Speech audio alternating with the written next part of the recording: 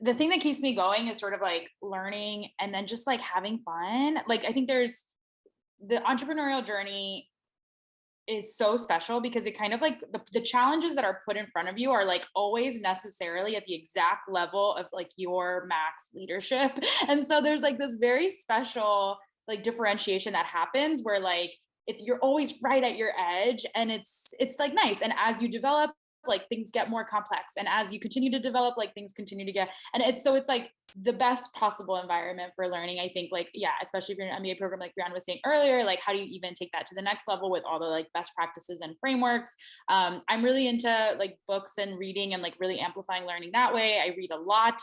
And then, yeah, I think the other fun thing about entrepreneurship is like, you can do whatever you want. Like you can raise money, you don't have to raise money. Like you can hire your best friend, your partner, or you can not do that and you can work by yourself, or you can build something huge and scalable. Like it's all 100% up to you. And so like take advantage of that and like say no to things that sound bad and like say yes to things that sound fun and like enjoy the people that you're working with, right? Like it's so flexible and like that's really for me the number one upside is that independence and choice. And so instead of thinking about it as like a grind or a burden to have so much flexibility and uncertainty, like how do you really take advantage of that?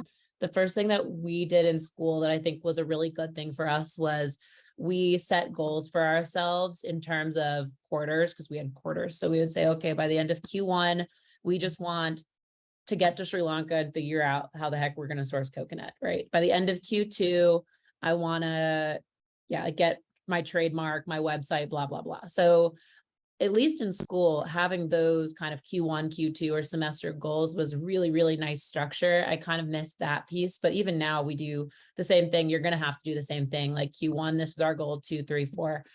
So literally writing them down helps me, or using like a PM tool. If you're into that, we use a PM tool, like religiously, we use ClickUp. So that's super helpful for us. Focusing on like process goals. That was something I learned through sports was like, what can I do that's 100% in my control regularly? So more like discipline, like saying, okay, every day I'm going to start working at, I don't actually do this. I usually start working late, but I start working at 7 a.m. I'm going to just do whatever email, or I'm just going to set goals for the week on Monday for the first hour of the day, like things like that, where you're like, what can I do that's 100% in my control that's going to put me in the best position to succeed? But focusing on the process and memorializing the wins, even if they don't feel like wins in that moment. On a personal level, for me, that's journaling. For my co-founder, that's taking pictures, and then we print the pictures and we have them in our office warehouse in our like conference room little area. So we have like the first day at the farmer's market, the first pitch competition we won, like that. And looking back on it regularly, especially when you're feeling down.